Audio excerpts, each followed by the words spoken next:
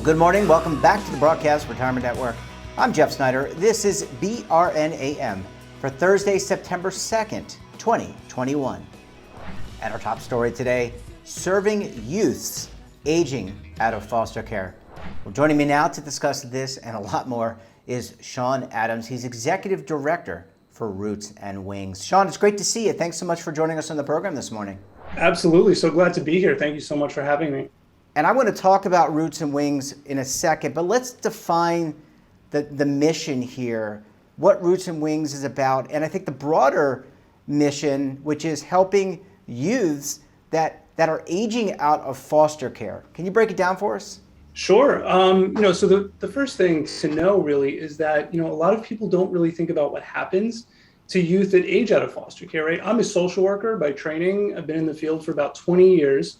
And prior to this work, I worked with homeless adults.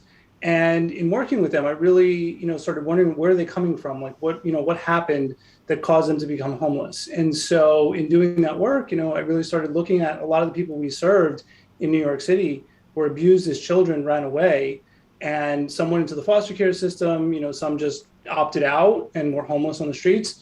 And so, everyone I speak to, they're like, I never thought about what happened to youth that age out of foster care. Like, I just thought that they got adopted or, they moved on and had a happy life, but that's not the case. A lot of our young people that we serve have lived in anywhere between 5 and 20 different foster homes before coming to us at the age of 18. Most are taken away between infancy and 3 years old, and then they just stay in the system for all of that time. It's terrible. Yeah, it certainly is not an ideal life. It's starting at a place that is very difficult to overcome. You mentioned your work in the social work arena. Let's talk about some of the success rate of foster care. We'll get to the aging youth in a second, or youths, I should say. We're all aging, but they age out of foster care. But let's talk about, there are a lot of social safety nets in place, state, local government services that help these young adults, young children, kind of that maybe don't have parents and don't have the ability to, maybe don't feel loved. Mm-hmm. I mean, there are some amazing organizations out there. Actually, we were founded by a CASA worker, a court-appointed special advocate in 1999, Irene de Grand Prix, who, saw the young people that she was working with at the age of 18 really struggled through the system. I mean, she was a great mentor and so forth. There's great people out there. There's a lot of supports out there, but the issue is like, what happens at 18? They're in the system, and then on their 18th birthday, they can choose to leave. And because of what they've been through, a lot of them choose to leave. And most of them, about 27%, will become homeless immediately, which is terrible. And some of our young people have lived in cars, they've couch surfed before coming to us, because there are some good ones out there, but a lot of the times, they're met with abuse, neglect, all sorts of issues like that. It's disheartening, to say the least. And doing a little bit of research for this segment, I saw somewhere in the neighborhood of 23,000, we're talking about 23,000 people annually who age out of the social service system, whether it's at the state or local level. And they're, I think, here's the stat, 5 times more likely, by the age of 23, if you aged out foster youth, are 5 times more likely to be arrested. Okay, so there is a social argument to make here that if we need to help these people, organizations like yours can really do a lot of great work getting people out of the prison system or being punished through the penal system. Yes. And being more productive. Absolutely. I mean, 80% of those in jail have been through the foster care system or have been touched by the foster care system. They may not age out, but they may have been in the foster care system or had a foster care worker or, DIFAS worker, some sort of foster care system involved in their lives at some point. And, we find that it's about $300,000 per young person who ages out over their lifetime in social costs. That's what that's costing per person, which adds up to about $7.8 billion per year for youth that have been through the foster care system without a good intervention. Yeah, and let's talk about Roots and Wings. You mentioned how the organization was founded, but let's talk about the network, and then we'll talk about raising funds. But let's talk about the organization. Tell us about other than the founding, which we heard about, tell us about how you go about doing what you do. It's got to be a very rewarding work, but very difficult work. Yeah, truer words cannot be spoken. It is phenomenal work. I mean, I've actually been with the agency for 2 years. I started as the program director, and now I'm the executive director. I love the mission. You know, our goal really is to take someone who's been through this traumatic life experience and begin to offer some stabilization for them. Our program lasts 3 years. Someone comes in, they apply through whether the foster care system before someone is 18, they apply on our website. They come to us, we do a full interview so we can really understand their educational needs, you know, their background, their trauma, and then come up with an individualized service plan for them that will specifically target their needs and help them to overcome those hurdles that they need to work through in order to thrive, right? So someone comes in, the first 6 months we spend, a lot of our young people don't have their vital documents. They don't have a social security card. They don't have a birth certificate. They don't have the basics of what they need to go to school, to get a job, any of that. So we help them get that. After that, we help them apply to a GED program if they need that. Or if they finish that, then we help them apply to a 2 or 4 year degree program or vocational school or certificate programs. Our goal really is to help them find, you know, something that they're passionate about. We try to reignite that spark about what they really want to do, because some have given up at the age of 18. They've just given up. So we ignite that spark, and then we will pair them with a mentor in the field that they're interested in. If somebody wants to be a video editor, then we will go out into the world and look for someone who's a video editor who wants to be a mentor and pair them so that that person's then feeding them information and mentoring them and guiding them. We help get them into that school, get the financial aid, or we go to our funders to help fund their education. We pay for books, we pay for food, we pay for transportation, the gap between maybe their financial aid and what the school costs, whatever they need to be self-sufficient by the time they leave us is what we do. But the bigger thing and the more important thing is education is our cornerstone, but if someone doesn't expect more for themselves, how are they going to get to that place, right? They need a vision and they need to believe in themselves again. So that's really a large part of what we do. We don't necessarily do trauma work at Roots and Wings, but we help someone rekindle that spark and we help them believe in themselves again and build that confidence so that then when they move out into that world, they can take that education and they can make something out of their lives. Yeah, I have to think that in some ways people can feel beat down. You know, life can take its tolls, has its ups and downs. You can feel like you don't belong, all those pressures that get placed upon you. Before we go to break, just one last question and then we'll go to a commercial break. If you're a foster parent out there watching the show, what can you do, or organization out there that helps foster children? Is there a bridge to services like yours that you work with to say, hey, we're out there, let's talk about if you're fostering children or you run a social service, here's the next step. It seems to me that that is really important to make sure that we don't lose continuity, because if people get on the street, they're not going to be in a good place. No. And so what we really try to do, I mean, we're very active in Morris County in New Jersey. So we have close partnerships with other organizations. Let's say somebody, you know, is getting referred and we don't have a space for them. We'll reach out to other organizations and say, do you have a space? This person really needs help. Or if they're on our waiting list, we're really going to try to triage their needs. You know, unfortunately, there's not a lot of housing out there in New Jersey. New York is a little bit better, but not by much. You know, there's really a need there. And if anybody needs resources, our doors are always open. People know to call us. We have a website that's very active and people will come to us with questions and we'll try to point them in the right direction and support them as best we can because there's such a need. Yeah.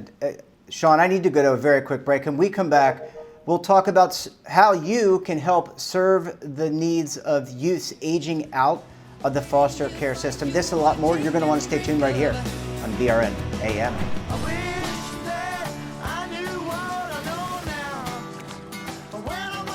You need a financial plan that fits the way you want to live in retirement. A plan that can help grow and protect your money, now or in the future. With an annuity in your plan to help cover essential expenses, you'll have the freedom to live the retirement you want. This is what an annuity can do. Find the right financial professional to show you how. Learn more at protectedincome.org. Are you stuck with a low credit score? A credit report and score that's causing you to be denied credit or pay higher interest rates than others for the same things? Then do what Terrence did and call Credit Repaired for your free credit evaluation to help restore your credit. I started thinking about buying a new house, and my score wasn't where I needed it to be. I called and spoke with one of the representatives, and we just had a good conversation, and I liked what he was saying. Just one call for his free credit evaluation was all it took to start back on the track to repairing his credit. I'm seeing the deletions and I'm getting the report, so I know something's being done. It does make a difference to me. All it takes is one call to get started. Credit repair has given me a second chance to have a better credit score. Don't let a low credit score hold you back another day. Do what Terrence did and make the call for your free credit evaluation. Call 800-819-4152. That's 800-819-4152. Again, 800-819-4152. Welcome back. We're talking to Sean Adams of Roots and Wings. Sean, thanks so much for staying with us this morning. Absolutely. So glad to be here. Yeah, let's jump back into the pandemic. I mean, every business, every organization been impacted, whether it means health or financing. How has Roots and Wings been impacted, and quite frankly, its affiliation with local government services? Sure. So it's been challenging. You know, we're only about 7 or 8% government funded right now. Very small grants, mostly from Morris County in New Jersey. The bulk of half of our income really is grants and foundation grants. And what we're finding is we have great outcomes for the agency. I mean, we're a small agency, but we're doing really well with the people that we are serving. We actually had 5 graduates with their bachelor's degrees over this past year, given with the pandemic, which is the largest cohort of youth graduating with their bachelor's ever in the program, because generally only about 6% will go on for a 2 or 4 year degree. So for us, that's huge. We serve about 25 a year. So the grants, they love us, but the issue really is that so many more organizations this year, because of the pandemic, have been applying.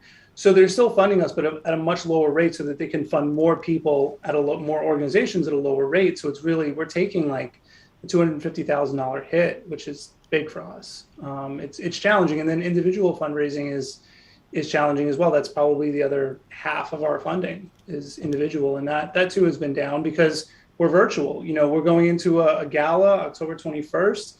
We're having our gala again this year, and we're going virtual because we don't want to take a risk. And in person, we do great, but virtually we bring in about half, which is a challenge. Yeah, it is really hard. I think the not-for-profit segment of our economy, look, everyone's taken a hit, but I think, you know, the charitable organizations really have taken a hit because income has been cut for a lot of people. A lot of people lost their job, had furloughed, et cetera. They're diverting funds back to their families and their own needs, but that doesn't mean that needs like what we're talking about here can't be met, but they need to be met. Let's talk a little bit about the Gala. So we have a big audience all over the country, all over the world, but also in the New York, New Jersey area. So for those folks who are interested in learning more about the Gala, let's talk more about what the Gala is going to be. Do I need to dress up in a tuxedo? And I guess I don't have to wear pants because you're not going to see I can wear shorts, but what do you have to do to sign up?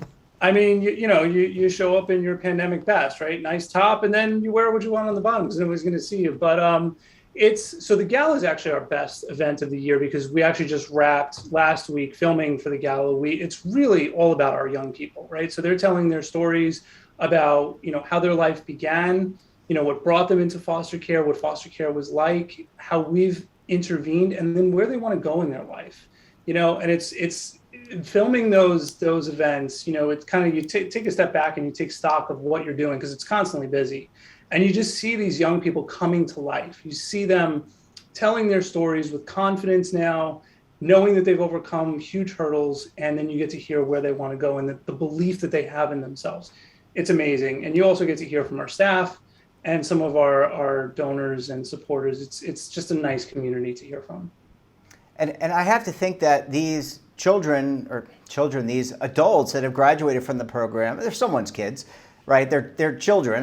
They're younger than I am, but I have to think that they actually become emissaries for programs like yours, right? So they are success stories, but they are also almost the diplomats in saying, hey, this is how I became successful. It wasn't easy, but you can too. Yes. If you're in this situation. Yes. That is actually one of the best things that we have, which is for our young people to come back and mentor our current young people, right? So our mentors are 2, 3, 4 years out, and they decide, once they've established themselves and gotten their career and their lives are kind of settled, they come back in and they take another young person under their wing and kind of show them the way. And it's so powerful. It's more powerful than coming from the staff, right? You, someone who's literally lived through this program and are successful now on the other side. It's amazing. Yeah, and is there a number, a lot of capital raise campaigns, there's a number, a threshold you try to reach. Is there a number that you're trying to reach? And how does our audience, if the audience wants to attend your virtual session, your gala, how do they do that? Easiest way to do it is just go right to our website, which is www.rootsandwingsnj.org. And they can register right on the site. You can just Google us, Roots and Wings, which should be the first thing that pops up, Roots and Wings NJ. There's a registration link right on the website. And the support is huge, especially this year. It costs us about $35,000 per client per year, which is far lower than the social costs out there. And not only that, we change the quality of someone's life, right? They're leaving us, not going to prison, not needing any sort of social supports. They're going out into the world and contributing to society, which is amazing. Yeah. Well, best of luck. I'm excited for you all, and everyone should certainly check out the Roots and Wings website that Sean just gave. And Sean Adams, pleasure talking with you. Best of luck on gala night, and I hope you are wearing a full tuxedo, and I hope you have a very large audience. Have a great rest of your day. Have a great weekend, and we'll talk to you again very soon. Thank you so much. And that wraps up this episode of BRN AM. Have a topic of interest, someone you think we should talk to, drop us a line. And don't forget, for all the information in retirement markets, technology, personal finance, so much more, check out today's edition of our daily newsletter, The Morning Pulse. We're back again tomorrow. Until then, I'm Jeff Snyder. Stay safe, keep on saving, and don't forget, roll with the changes.